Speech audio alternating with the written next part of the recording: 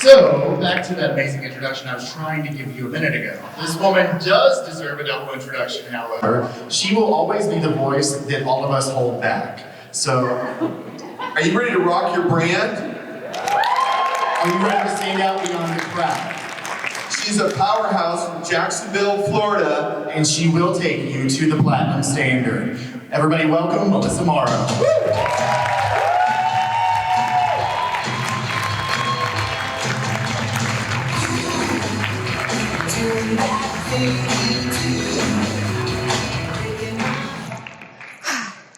Okay guys, so I'm not going to be dancing and I'm not going to be singing.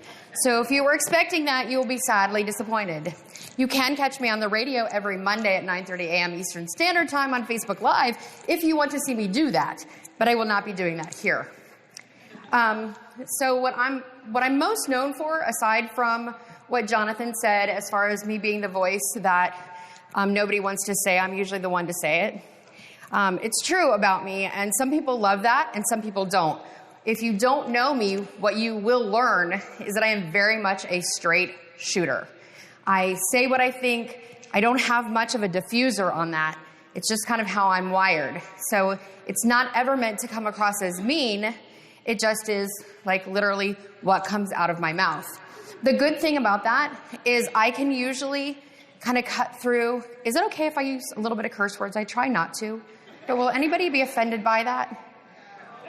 Okay, so for those of you who are, I promise I won't like drop F-bombs, but I cut through the bullshit. You know what I mean? So for me, this is about building a really strong business. And so I had that Thing You Do play because we're supposed to be, our themes are supposed to be based on rock, and I'm not really a big musical connoisseur, but one of my favorite movies is That Thing You Do. How many of you have ever watched that movie? Does anybody really love it? Like it's like my favorite feel-good movie on a weekend, when it's raining and you just want to like watch something. It's one of my favorites, and I think it's because it's really rough. And it's based on a true story of a group called The Wonders. When they started out, they were The Wonders. It was a play on words. And the scene that I kind of have playing up here, the GIF, is the one guy says, when they actually turned into The Wonders, W-O-N-D-E-R-S, they were like, so people will wonder whatever happened to the Oneaters. And so sometimes we come up with fun, quirky things that sound like they're great ploys, but they're misunderstood, right? And so you're not going to get that from me. You're totally going to get things in a way that I mean to say them, maybe sometimes a little harsher than I mean to say them, but they're going to be true and they should resonate with you. And again, they're going to cut through the lines of iffiness, and so you can't misinterpret it and be soft on that.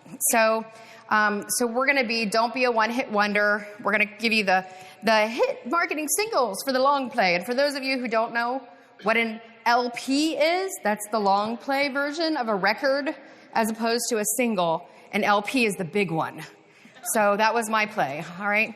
So I just want to give you like a quick, I only have 40 minutes, but I want to give you a quick little bit about me so you just for context, so you understand where my position comes from on this. I've had 2 successful staging companies. I sold my first staging company in Charleston, South Carolina. We hadn't hit $1 million in sales yet, but we were close. I had gotten very sick. For those of you who've known me for a long time, you probably remember it. I'd been on bed rest for 8 months. My husband got a job offer he couldn't say no to in Jacksonville, Florida. And at that time, we didn't know what was happening with our life. So I sold the company. I moved to Florida. And then when I got better, I started over again from scratch. And so my company now we're moving into our 6th year. And within the first 5 years of creating a new business in a market where I didn't know a single soul, I didn't know the realtors, I didn't know the area, I knew nothing, I knew no one, except for my exact little people who lived in my home. We grew the company to $1 million in sales, and this year we're on target for $1.25 million in sales. So we do specialize in vacant properties, but we also do a lot with occupied. And with me here at the convention, if you stop by our booth, I have Gabriella Miller, who is our occupied specialist. So if your question is even on talking to sellers and how do you close the deal, Gabriella probably has the biggest close ratio for anybody doing occupied that I've ever seen. When we brought her into our company, she had owned her own company, but probably like many of you, she liked the work, but she didn't like the business part of it. She was the creative, she didn't want to worry about marketing and all the strategies and bookkeeping and scheduling and all that. So now she just gets to do the fun part, and we pay her for that. And that's a win-win for us. But she just basically goes into the jobs and closes it there. She just tells them this is what we do, and they say, okay. And she's like, an invoice will be sent to you, and when we send the invoice. So you might want to talk to her about that. And for those of you who don't know the movie, this is Shades. I've had my glasses on. I'm also known for wearing really cute glasses, though I have none on right now. We stage over 500 vacants a year in my business. And so what that looks like is Monday through Friday, we do 2 in, 2 out, so 2 stages, 2 destages every day, Monday through Friday. And then we're off on the weekends.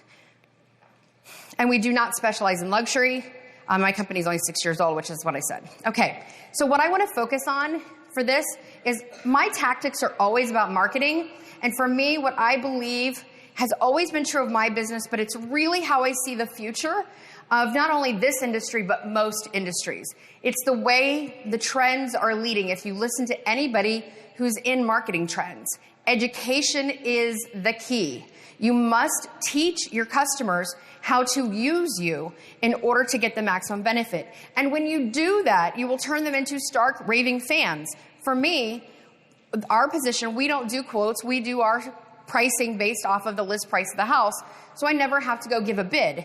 And because that I never have to go give a bid, when we enlist a customer, like an agent, let's say, who wants to use us, or a lot of our business are flippers, they already know, when they know how much they're going to list the house for, how much the staging will cost. And so our agents actually have their own copies of our contracts that when they take the listing, they automatically have them sign the staging agreement. And then they scan the staging agreement and send it to us with the address and the lockbox code and what date it needs to be staged, and we do it, and then we send our staff photographer out to take pictures. We send them the pictures, and then they let us know when it went under contract, and then we schedule the D-stage. Like, we never have to talk to anybody, which is great, because if anybody's ever heard me speak, the one thing you know is I don't like people. It's true. I mean, I have nothing against anybody here or anybody anywhere. I'm an introvert, believe it or not. It means that dealing with a lot of people depletes my energy resources. So I've managed to figure out a way to run my business where we have a lot of really high-profile customers who I never have to talk to. As a matter of fact, I get nervous when one of them calls me. I'm like, hey, Noeed, what's up? And inevitably, it's, my cringing is like, oh, what did we screw up now? Because if we ever screw up, it's always Noeed. I don't know why, but if we screw up something at a house, it's always Noeed's house. So that's just how it rolls. So if I see his name pop up on my phone, I'm like, no. But it works for me very well. So the number way to convert is to teach. Now, we do that on social media. You'll probably see that we have a lot of educational videos. We're working on more. We actually brought our own videographer. I've scheduled some time with some of you, or I've said we're going to schedule time with some of you to do interviews about your businesses, because I think that my audience wants to learn from some of you on your things. So that's part of education, right? We're not only educating our realtors on how we do it, but how it's done in other markets, so they can understand the trends and that this isn't just a local thing. This is a big trending feature. I have my videographer back there filming me here so that they know I'm not just a big deal locally, I'm a big deal everywhere. They should know that. And so we want to also change our language to close more deals. So one of the things that, and I mean no disrespect to anyone on this, but it's just how I feel, is stagers use what I call pretty talk all the time. We talk about how great our houses look. And I said that I'm a straight shooter, right? So I'm just going to be honest. I love the song presentation that Jenny and the group did at the beginning, but we don't make houses pretty. We make them marketable. Okay? Pretty is a side effect of what we do. So when stagers talk about how they make a house pretty, they're underplaying their value. Especially if they want to go after, say, flippers who just made a house look like it should be falling down and torn down into something that's beautiful. Right? It's not that we make it more beautiful, because nobody cares about that. We create, for us, the definition of staging is we create a measurable, marketable change in perceived value. Measurable, marketable change in perceived value. And that is how we exchange customers, potential customers, into real customers. Because they understand that we're not just bringing stuff. It's not about the furniture. Okay? So when you shift from the pretty talk into education and into marketing, and we tell them we are a marketing firm that is here to help you figure out who the most likely demographic is. And then we're going to tell them, and then we're going to base our staging off that demographic and how they are likely to live in a house. We don't make it pretty, we make it functional for that buyer. We create the lifestyle for that buyer. And that language that we're using, demographics, psychographics, lifestyle, targeted, that is much stronger than when we say, we make houses pretty so they sell faster and for more money. Like all of you, not all of you, a lot of you use the same language. Stage, you'll sell faster for more money. Staging is cheaper than a first price reduction. All those things are true, but when we're all saying them, it is not a unique perspective to your company. So if none of it's unique, why wouldn't they go with the cheaper one? Right? How do you make it unique? How do you stand out? My competitors do not use demographic staging. They bring stuff into a house and make it pretty. And there's a few of my competitors in the room, so maybe some of you do and I don't know you, but I know a lot. There's a competitor in my area that does it for half of what I do. And I've seen their work, and they're putting furniture in a house. Okay? They're not staging. They're not using demographics. Honestly, half the time, they're not even using good design. But the difference is, I tell customers, look, if you want to sell based on price, then you go with them. If you want to stage on value, you go with me. Right? And it's because I use the language differentiations. And so you want to get clear with your message. This is the first part of understanding educational marketing. Okay? And you need to push that out on all the platforms. My husband and I used to get into regular, who remembers me from the Active Rain days? Is there anybody here? Oh, quite a few. Awesome. So, and some of you don't know what Active Rain is, but for those of you who remember, I used to put out all kinds of blogs about staging and about marketing and newsletters and all the things that we were using to create success in our business, much like I'm going to present on the next couple slides here. And my husband would get so mad at me because he would say, why are you giving this information out? Like, you shouldn't be giving this out. Like, people should be paying you for it. And, what if your competitors start doing it? And la, la, la. I'm like, well, first off, if my competitors actually did the same staging, did the demographic process and the lifestyle, architecture, all the things that we do, it would make our industry better, not worse. So then friendly competitiveness is awesome. The problem I have with competition is crappy competition who's just cheaper, and then people think that doesn't work, and then people think staging doesn't work. Can we all understand that? We've seen that in our markets. So it's not that I don't like competition. I love competition when it's fair and when everybody's doing a good job. But it's like not competition when you can't compare apples to oranges and think it's the same thing, right? And base the prices on the same. An apple and an orange do not weigh the same, do not look the same, and do not have the same value, i.e. price tag. Yes? Right?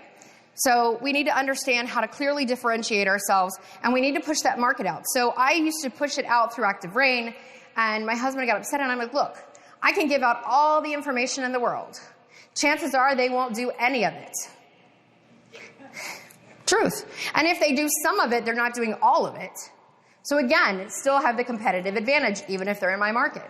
But even if they did all of it, again, it would just make staging better, because if everybody was staging to the level that we stage, then every agent would be like, holy crap, now we have to stage everything. And there are 11,000 listings in my market on an average daily basis. We staged 500 last year, and I'm saying there's 11,000 right now. I guarantee you I don't want to do all of them. So competition, bring it on. Just be good, right?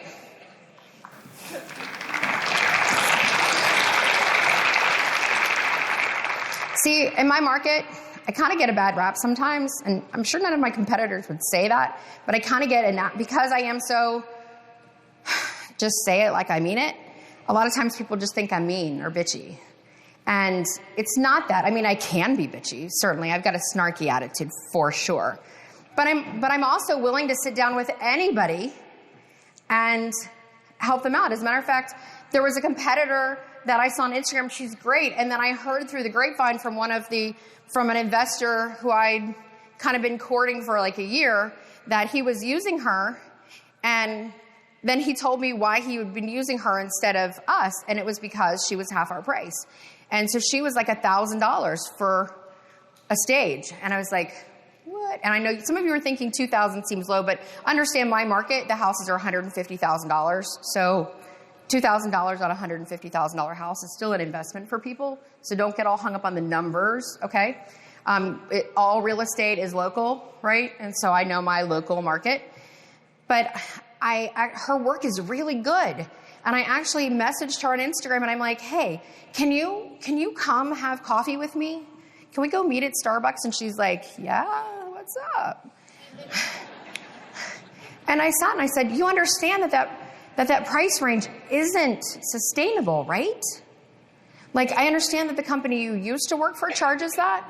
That's not a sustainable number in this market. Like, you're going to get hung up, and you're a good stager. I don't want to see you die on the vine. Like, don't be a good stager with a bad business model.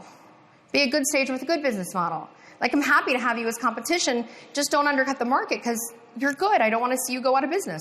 Although if she went out of business, I'd probably get her furniture really cheap and then hire her.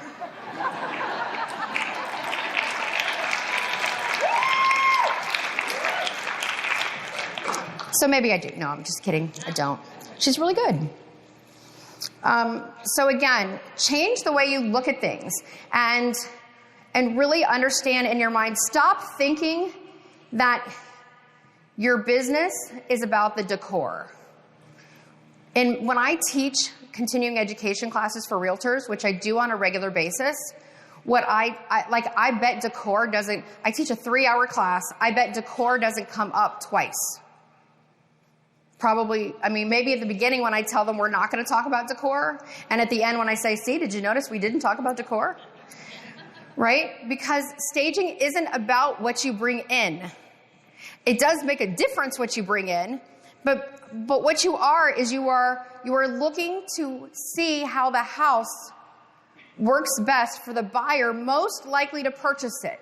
Like old school staging was, we stage in a neutral way that casts a net so that the most number of people like it.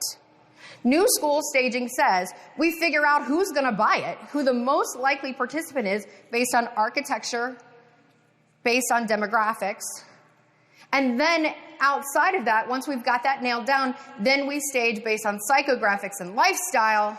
Psychographics being how they are going to live in it, how they think about it. You know, what do they want to see? And we can use that, use our tools. So, like as an example, we had a customer that another staging company had staged, and it was in a market that it was a flip. It was in a market that could have gone a couple different ways. It was like not a master plan community in an older, like 1950s neighborhood. It could go a lot of different ways on who that buyer is. Well, they staged it as a young family.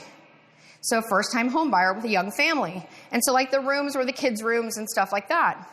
Well, the problem is that the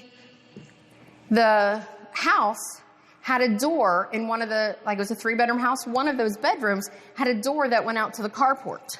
Didn't have a garage, it had a carport. Now, tell me, is there anybody in this room who would put a child in that room? Anybody? Because when they're babies or when they're little, you're afraid that somebody's going to come in and take them, especially because it's a split floor plan, right? You can't hear. And then when they get older, when they're older, certainly, you don't have to worry about that. You're like, take them. Come, somebody break in and grab them. Right? No, so then we know. So if nobody in here would put their child in that room, why would you put a child's bedroom in that room? Do you know what I mean? So we can eliminate that buyer pool. Check. Right? And so then we go to the next one and we say, so if that's not the buyer, who is the buyer?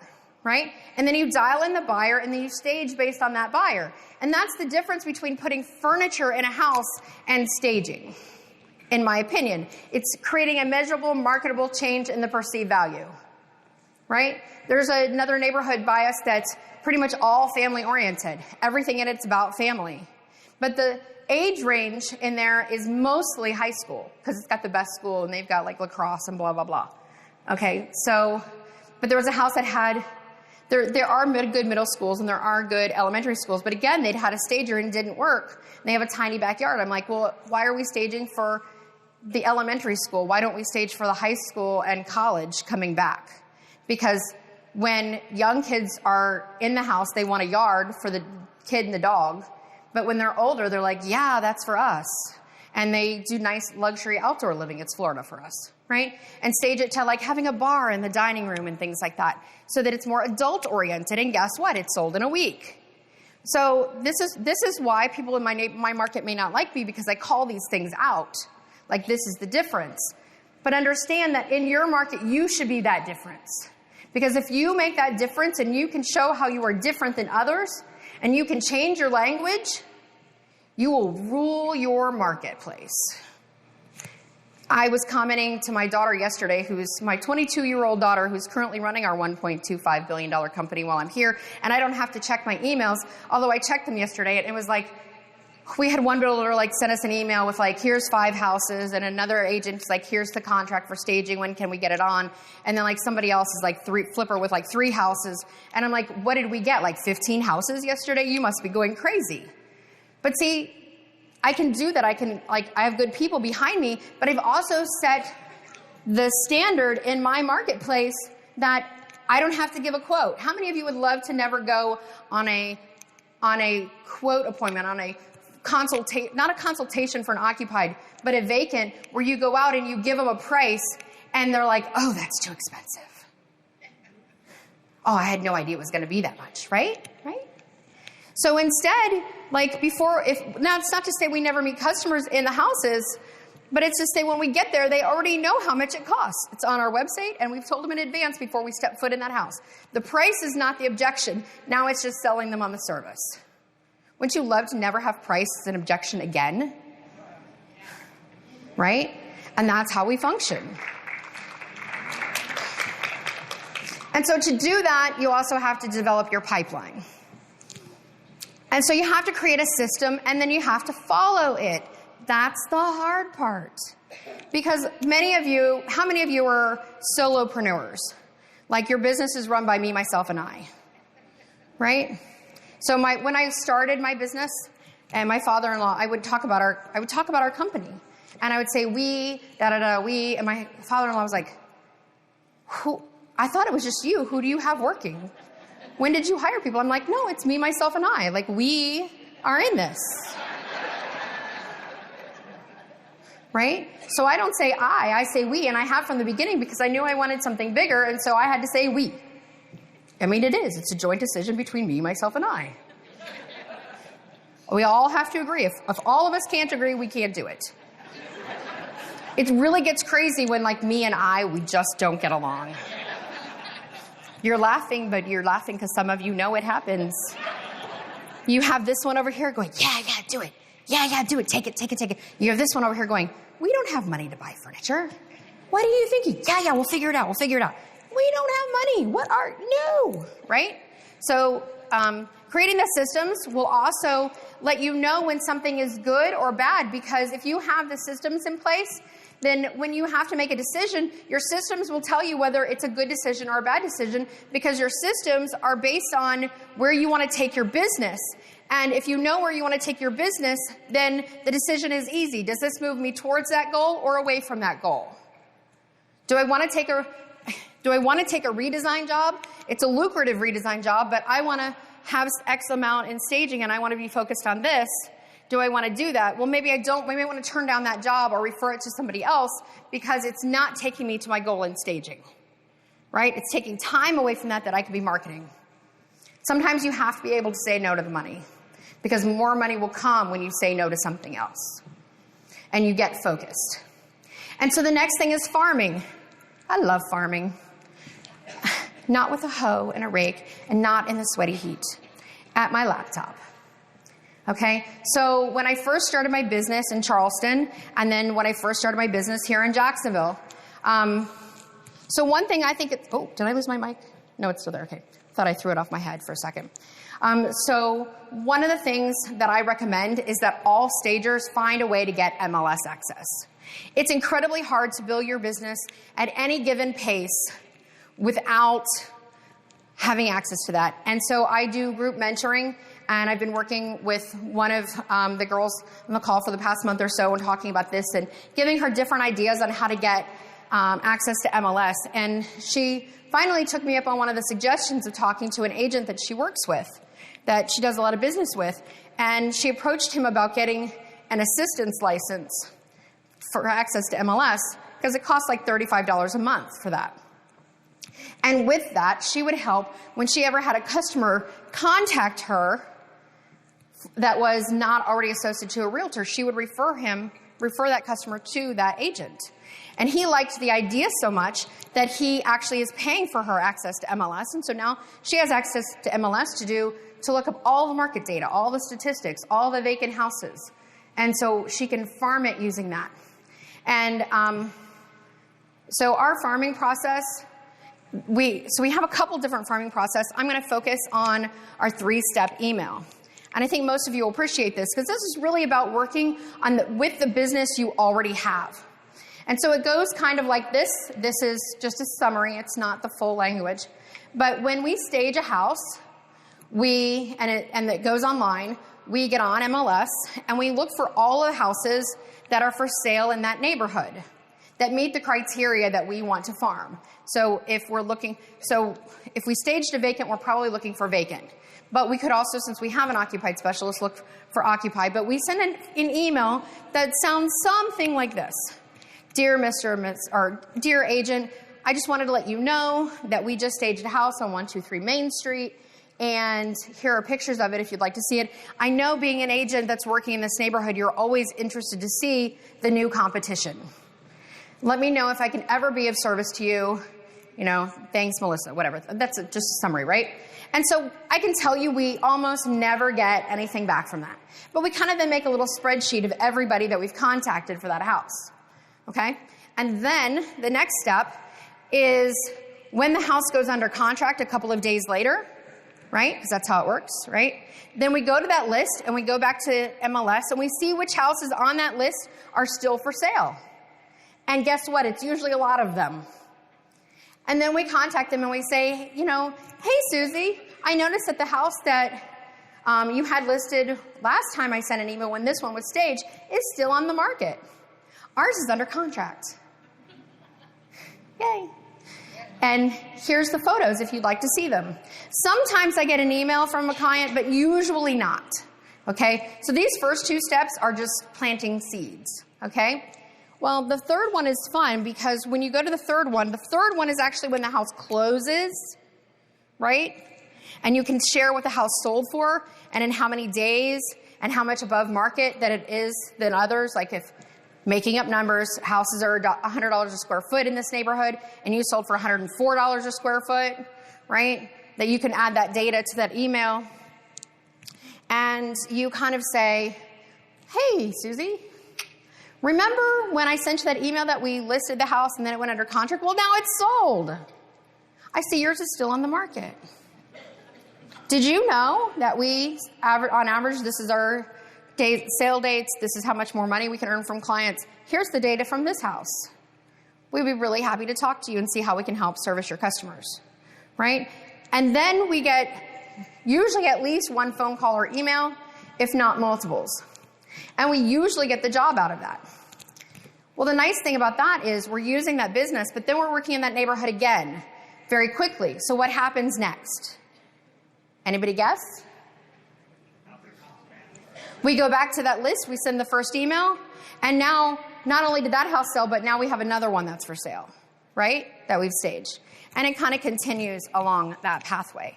And so we're able to make a rapport, and they're able to see the difference in competition to their own listings. And that's different than just randomly out there. They see the magic happen, but not to them. And so we build that in. Let me tell you what happened with one of these emails that happened in Charleston, because this is how I started both businesses. And by the way, this is how I started both businesses. And my first year ever in staging, when I first started brand new out of the gate, I did $180,000 in gross revenue. So that's pretty good for your first year ever home staging, and this is how I did it.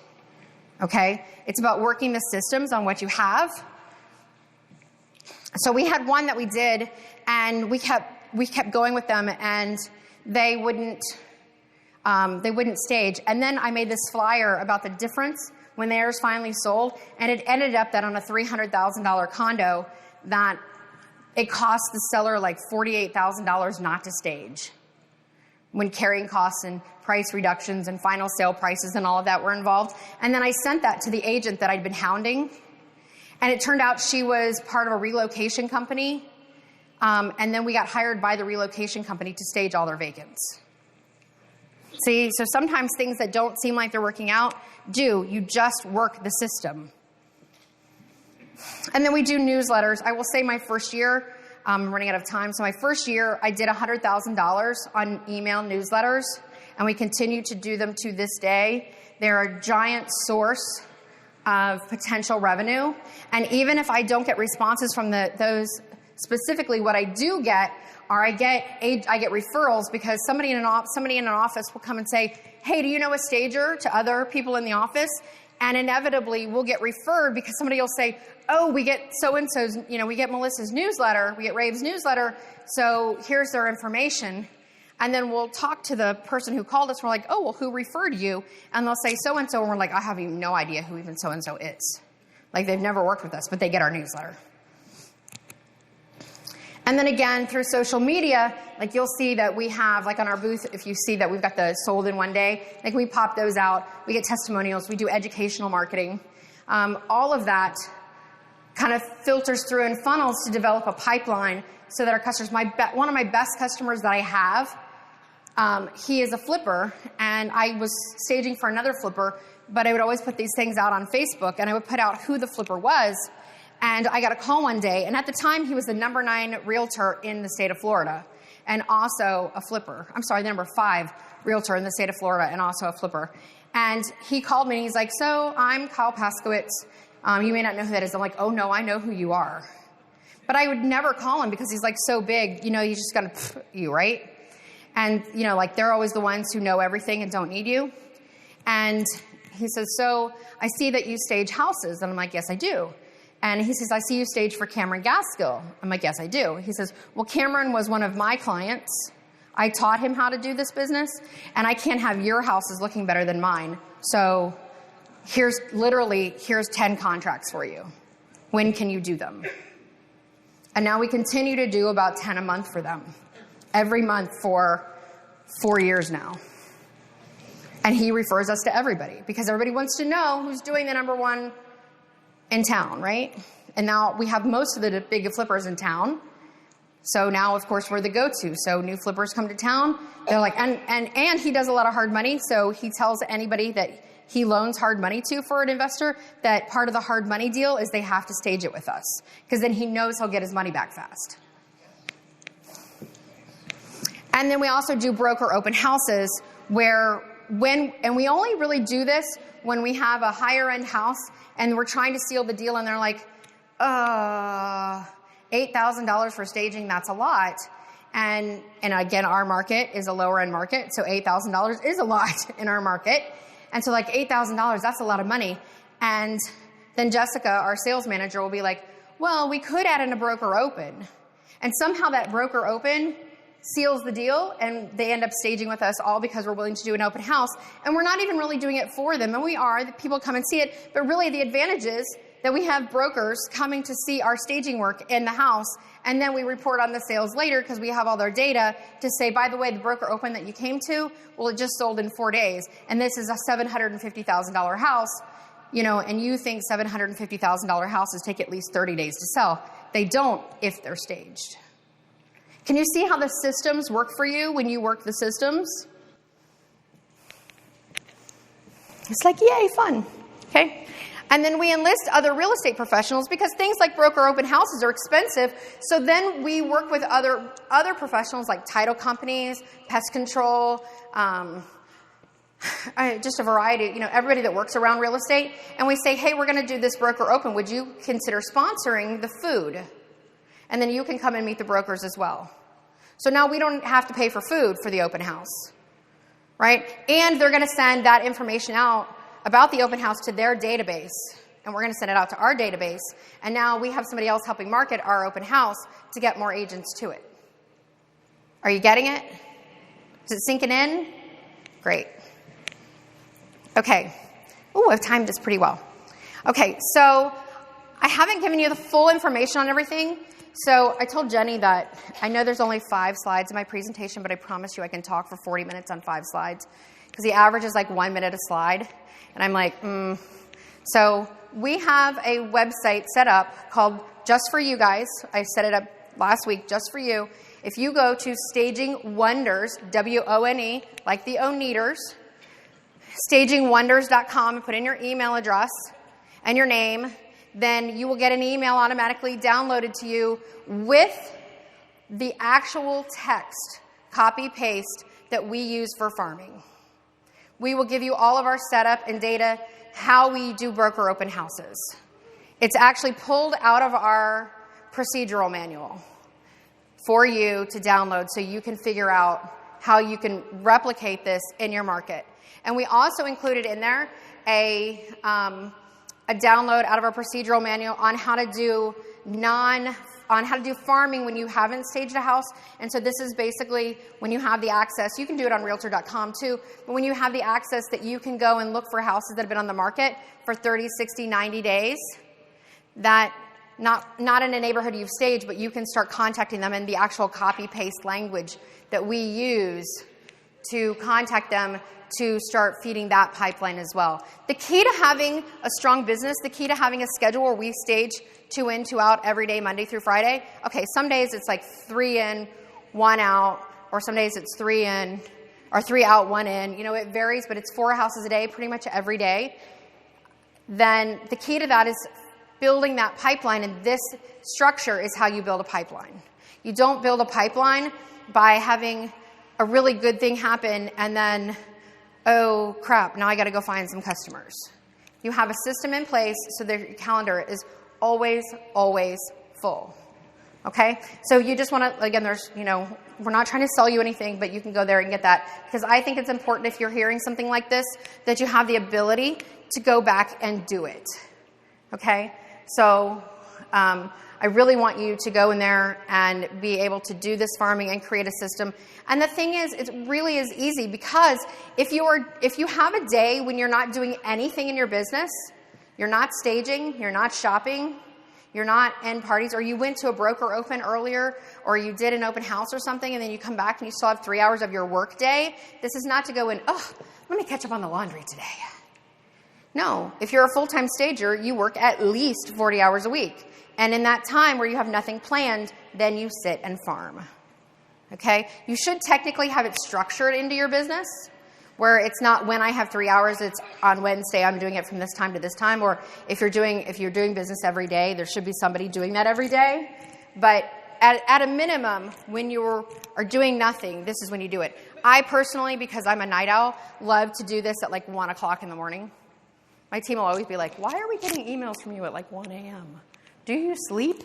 What's happening? Yes, I do. I sleep, but I sleep until 9 because I like to be up late, right? So use the time that works for you when nobody else, like you can't do other work. This is a great time to sit and do this when, just when you have a nice quiet moment. So I think that I'm done because I'm counting down to like 45 seconds. So I think I timed it pretty well. Yay, me!